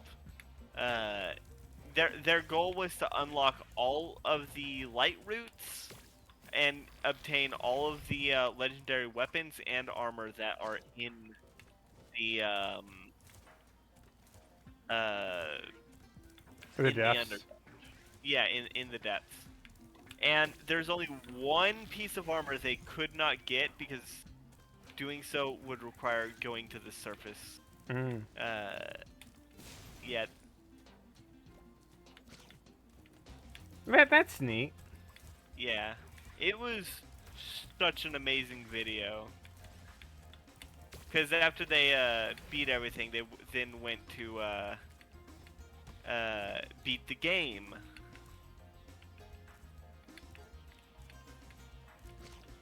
Without ever setting foot in Hyrule.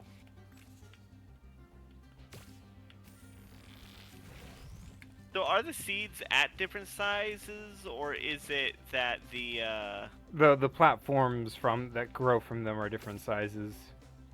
okay, so it's not the dirt that determines its size? No, the dirt determines its size, not the Oh, seed okay. itself. Oh, okay.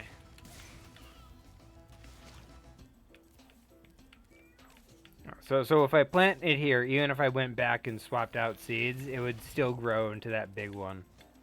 Okay.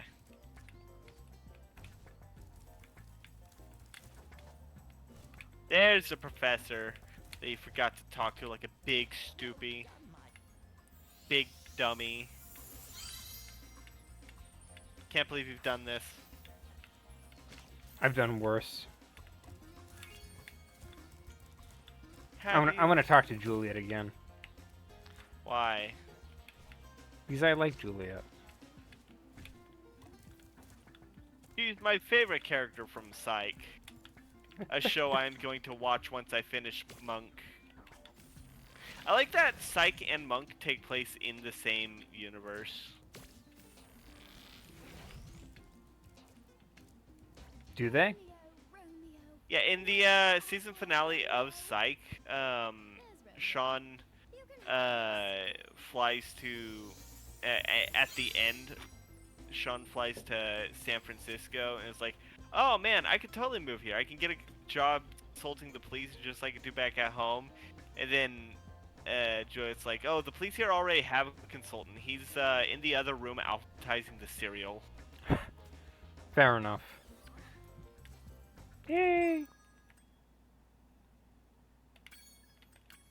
And they don't show Monk, but it is obviously a nod to Monk.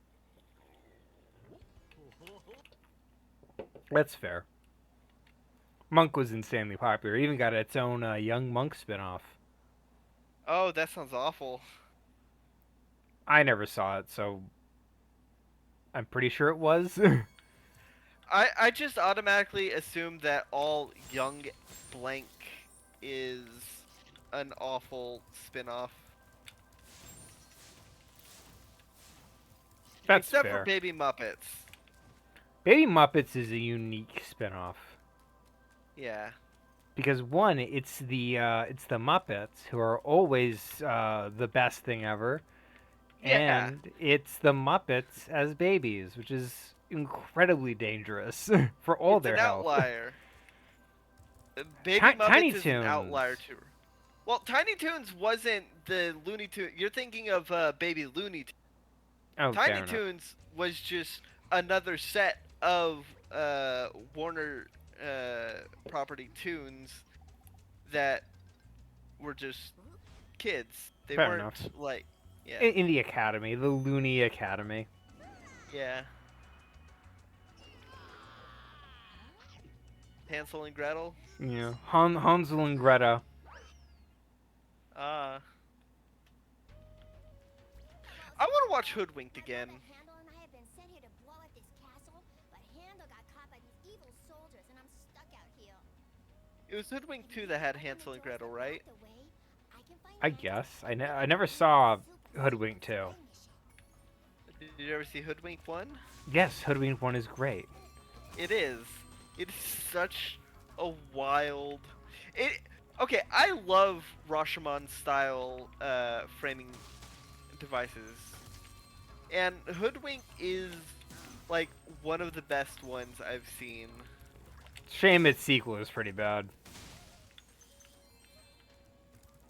Does it have? I'm guessing it's played more straight rather than.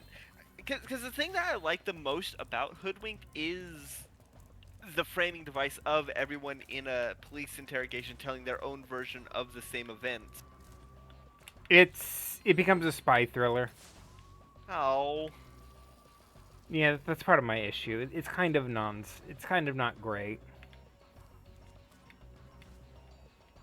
I do like these guys though. The fodder in this level is one of my favorites. although there was a gem up there that you missed. I can get it. It was green.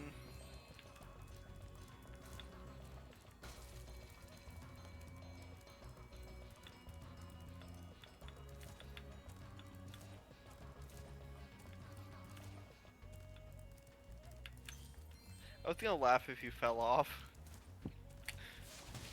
To be fair, my plan was to go back and get that because I have to backtrack through this area again later. I like desert levels. Some of them are pretty good. I think desert levels are kind of like grassland levels, where they have to do a bit more to stand out nowadays. Yeah. Obviously, Journey is like the best. Yeah, fair enough. Journey's a standout for its own reasons. Which game is it where you have to like escort the thing holding the bomb? And it's like so fucking annoying. Spyro 3? Maybe. Come on, Hunter, pick one already. There we go, it's that one. Oh, fuck. Bitch. That is a flimsy ass barrel. The problem is you're just gonna be doing this once you figure out, like, his pattern.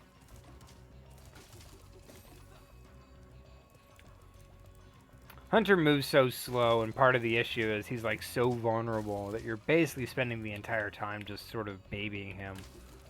Yeah, well, duh, they chose cheetah for Hunter. You know, the animal that is famous for being slow.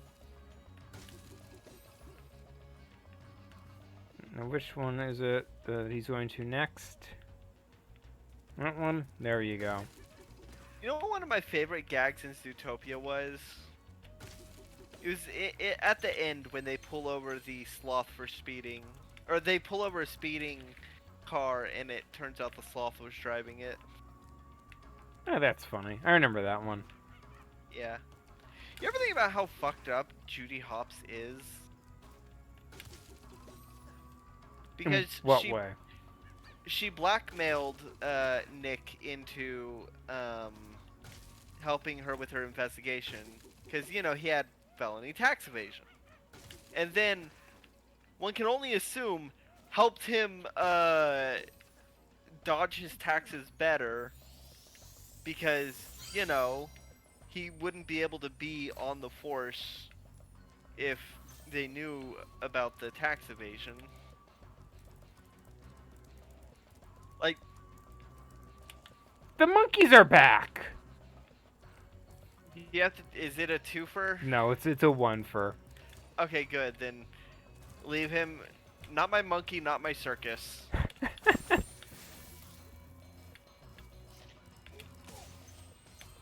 I do love that phrase. What are some desert levels that you like that aren't Journey? Hard mode. You can't say Gobi's Valley. God, that's a hard one. I mean, there's the entirety of the new Prince of Persia game. Oh, that's a good one. Dang. There is. To be fair, that one does mix it up with different parts of. Oh yeah, Yeah. like the sea, the Raging Sea. Oh, the Raging Sea is such a good set piece. It is. I'm gonna steal that for my D&D campaign at some point. When I saw that, I said to myself, I was already gonna suggest this to Silver, and then I was like, I saw the Raging Sea, and I'm like, okay, now I have to get it for Silver. Yeah. Because I wasn't gonna wait for you to get it for yourself normally. Yeah, and then when you got it for me, you were like, there is one level that you are going to that you are going to love. And then when I got to the Raging Sea, I was like, oh my god, scraps, the Raging Sea. It's such a good set piece. Oh, And I'm serious, I am gonna try and find a place to put it in my campaign, in my D&D campaign, because the idea of an ocean in the middle of a storm but frozen in time is such a good, like, especially with like the pirate ships being blown apart and like just everything everywhere. Mid-explosion. It gives me the same vibes as the climax of Pirates 3, when like after Jones finally dies and the Black Pearl and the Flying Dutchman both start targeting Beckett's ship, and so he just slowly walks down to the front of the ship as it's being exploded behind him. That is such a beautiful fucking scene, though. It is. Look, say what you will about the first three Pirates movie, they were still pretty fucking good and had amazing visuals.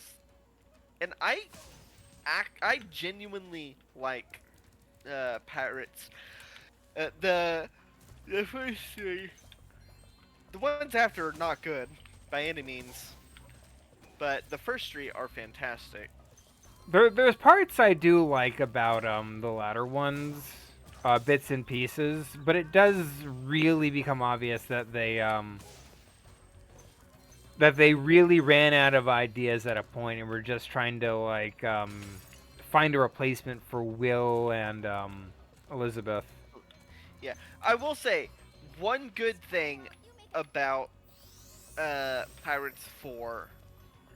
I do like the opening scene. Mm. It just sucks that that is the highest point of the movie. You know, the one where Jack is being held in the palace and escapes by because on rewatches you can see the like him formulating the plan to do it. Oh, absolutely. And but that is Jack at his most Jack in that movie. That's fair. There's definitely parts I like and parts I don't like. I think the latter half kind of falls apart, but Yeah. I do like where he tricks Blackbeard into basically offering up his own life. Yeah, he swaps the cups. Or rather, he lies about the contents of the cups. Yeah. Wait, no, didn't he tell the truth but they didn't believe him? Because he told them the truth knowing they wouldn't believe him? I think he told the truth. I'd have to see it again. It's been a while. I think what he did was he told he told the truth in a way that he knew they wouldn't believe. Yeah, because he does that a lot. That is one of his major characteristics. And I do like the line in Pirates 3 where it's like he was telling the truth and he's like, I do that a lot, and yet people are still surprised when it happens. It's because 'Cause- he's so sleazy, you know? Yeah, and his first scene is him doing that exact thing where he's like, I am here to steal and pillage and commit acts of piracy. It was like, we said tell the truth. I think he is telling the truth. He was like, no, if he was, then he wouldn't be telling us that. Or if he was here for that, he wouldn't tell us. Yeah. To be fair, for this mission, which I'm doing right now, I will say this. I am mixed on the fact that they changed Bomo. What was he like in the original? Um, they changed his name to Bob the Flapkeeper, but it was Bomo. He was a little more of Stereotype? a little more of a stereotype, yeah. Which, to be fair, it was done in good fun, so I don't think it was an issue. But at the same time, I absolutely get why they made that change. You know? Looking it up.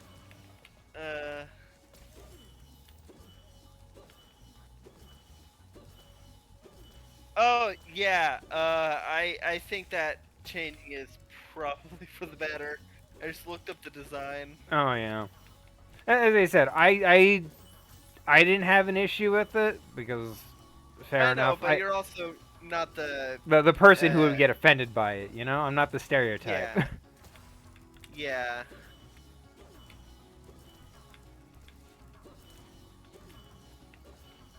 Yeah, he looks like a baby in the original. Very much so. He still looks like a baby here, but they made him more wrinkly. Yeah, and also made him thinner, Yeah, which makes him look like less of a baby. that's fair. Okay, is that everything? All orbs collected. And Level what, gems? complete. Boom. Okay. Did you ever watch 13 Ghosts? I have not. We've had this conversation before, I think. We didn't need to. It didn't need to see it. That's It's fair. a horror comedy. The- It's got Tony Shalhoub and Matthew Lillard. there's a list of things I need to watch. Yeah. Oh, what the fuck?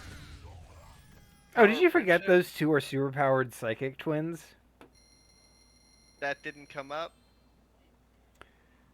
You just sort of forgot that? Okay. I didn't see it come up. Did they mention it in their dialogue that you skipped through? Nope.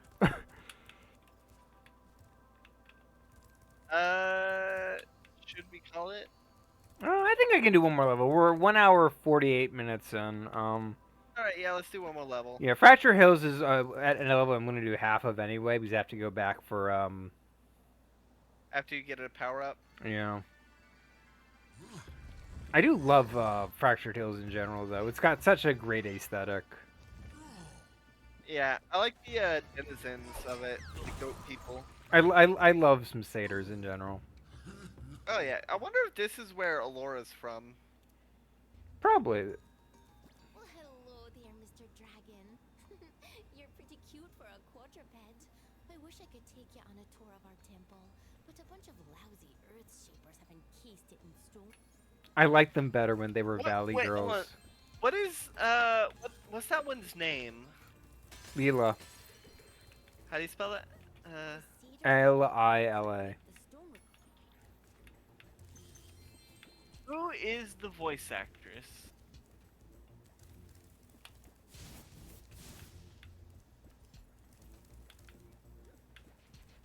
Oh wait, I need to free this guy. Oh, what is this? Spyro 1?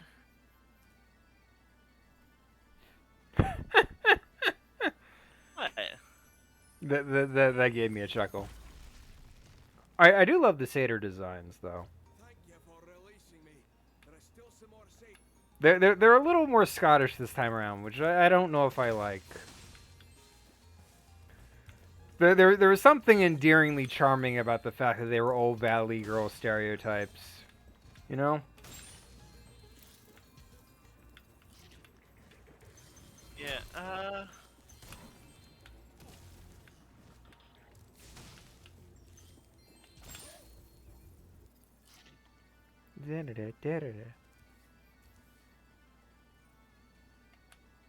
You want me to just skip these?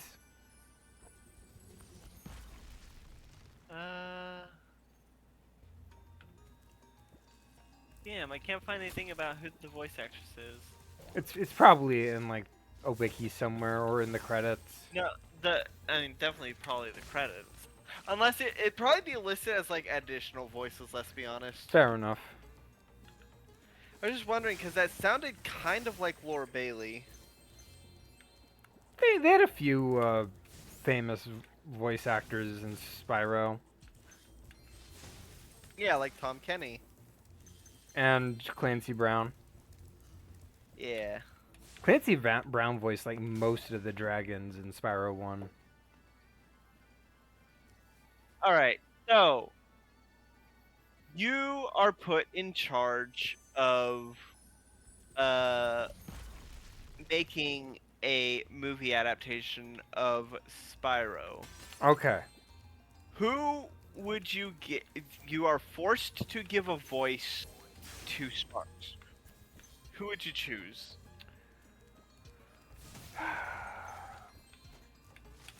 Okay, on one hand, I can bite the bullet and go with one of the various actors who actually have done the voice of Sparks. It has to be a big name actor, or it has to be a well-known actor. Can it be the voice of Fry? Yeah. Billy West? Yeah, Billy West. Of course. Billy West has already voiced Sparks. I win. Damn it. Uh, Fine. Someone who has not voiced Sparks, then.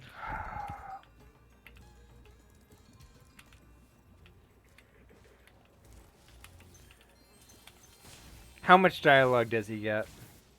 He is going to be the companion that it's going to follow the events of Spyro 1, and Sparks is going to be the companion throughout the entire movie. So Okay, can it instead be like a mismatch of events of like various Spyro stuff? Because I do like Cinder. Maybe she shows up. I don't know. Anyway, if I had to pick, it can't be Tom Kenny again, because I can't have Tom Kenny talking to himself. yeah. It's not going to be Paul Giamatti, no matter how much I want to say Paul Giamatti, because as much as I would want it to be Paul Giamatti, he is not a good choice. Yeah. Though Paul Giamatti is not a bad choice either. It would definitely wear the joke thin, I think. Yeah. You want to know who my choice would be? Jonah Hill? No. Oh. Although that's not a bad choice. I would choose Keith David. I don't think so. I mean, Keith David is not a bad choice. I just don't think he's a great choice either. you don't want to hear his beautiful voice coming out of Sparks? I think that is part of the issue. I don't want to hear his beautiful voice coming out of Sparks. Oh, hi, Dragon Boy. You're probably expecting me to say, "You're my hero. Thanks for saving poor, helpless little me." Sorry, short stuff. I was only in here because I like the peace and quiet. Anyway, the other fawns wanted me to give you this talisman. I do like their Yo-yo? design. No, it's bagpipes or pan flute. I don't think it was a pan. I think it was like a shield or some shit. That's a pan flute. I can show you Oh. the image in the guidebook. Bronze Oh, flute. it is. Yeah. I'm not gonna bother with the other Rest of stuff. the shit. You know, this is Alright. very much an in and out level because you can't complete it in one go. All right. I probably would pick Jonah Hill. He could be funny. Yeah.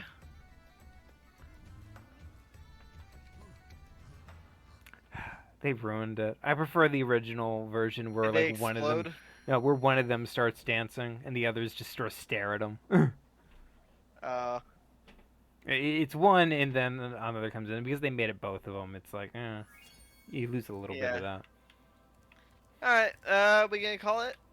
Yes, let's choose a nice scenic location. Boom. How about the top of the castle? Oh shoot, yeah, good point. All right, get ready with the sign off. All right, I'll go ahead and start doing the sign off then. Thank you everybody for watching. This has been Spyro 2. Um, Cinder check too. check out some of the other stuff on the channel, like Crash Bandicoot or Pikmin 2. Lots of twos going on. It's sequel month. Yeah, it's sequel month. Um, so yeah, Crash 2, Spyro 2, Pikmin 2. Uh, Pikmin 2 is being played by our friend Biddy. There's also a couple tabletop RPGs going on, like my D&D 5e campaign, World Disappear, where the players just got out of a Groundhog Day loop and finally were able to celebrate the winter solstice. Or Plasticos Online, which is a tabletop created by our friend Chalkfee, and its setting is a VR MMO, um, where we finally entered the dungeon. Comment challenge day. Who's your favorite voice actor, or who are some of your who are some of your favorite voice actors? If you had to make an adaptation of any kind of media, and you had to pick a voice actor, for said character that is not the voice actor who's already voiced them, who would it be? Uh, Right, like say somebody was like, "Oh, we're making an adaptation of SpongeBob, but we can't have Tom Kenny voice him for whatever arbitrary reason." Who would you pick to replace him in that scenario? oh.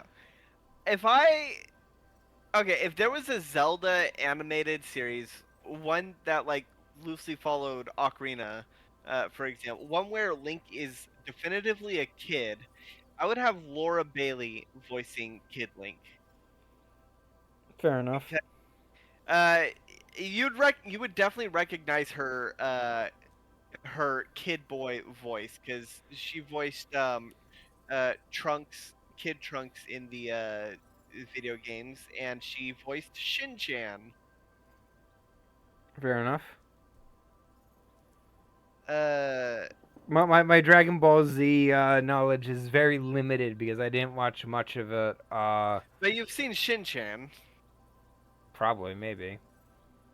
Oh, The name doesn't ring a bell. I'd have to see an image. you would definitely recognize if I sent you an image. Fair enough. What do I? What's your answer? What's being adapted and who's playing the character? If there was an adaptation of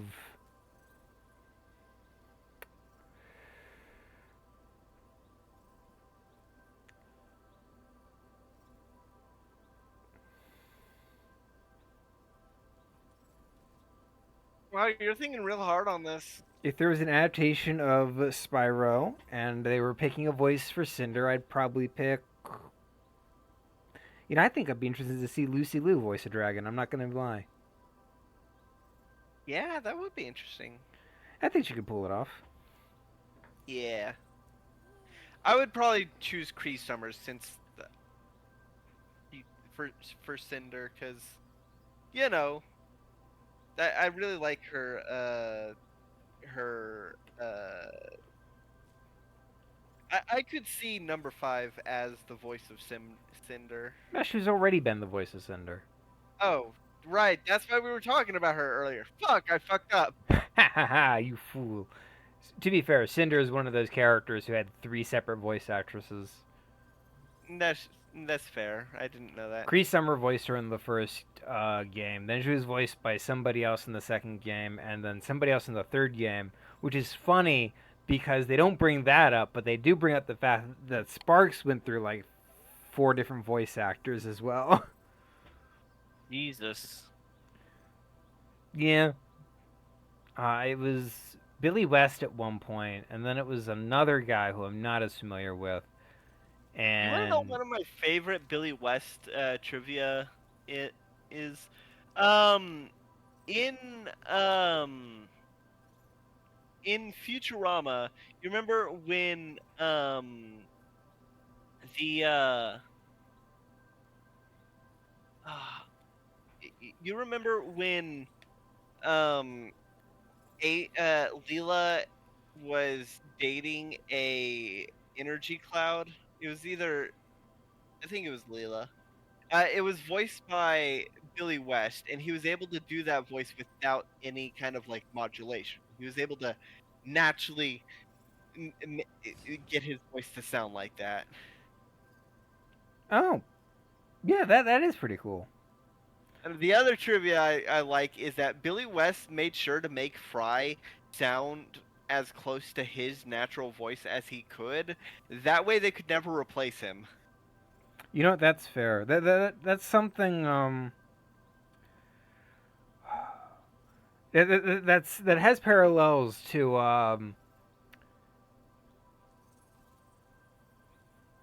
when Jaleel White approached Will Smith and said, "Make sure that your character shares your real name." Yeah. Uh, yeah.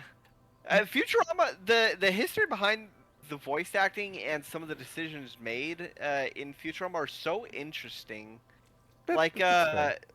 like Hermes, giving Hermes a Jamaican accent was something that was done on a whim because the character wasn't supposed to be like a character that was big. Like he wasn't supposed to be an important character, but when they made him Jamaican, that gave him a bit more character, and they were able to, you know, expand on it. And now him being Hermes being Jamaican is a central part of his of who he is as a character. He's voiced by Phil Lamar, right? I believe so. That's fair. I like Phil Lamar as a voice actor. Um, but you know the story of Jaleel White and Will Smith, right? Yeah, because Jaleel White hates being called Urkel.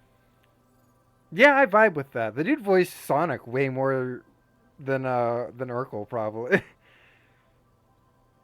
Yeah, Although he probably did voice Urkel more than Sonic. You know what I mean though? Like, it's the same voice though. yeah, fair enough. I mean, he also voiced all of Sonic's siblings. Yeah. All right. Even Well, the girl one. That's the funniest part. he was 90% of that voice cast, which I'm pretty sure we talked about last week when Biddy was here. Yeah, fair enough. All right. Well, with that out of the way, there's nothing left to say about it. Good night, everybody. Good night, everybody.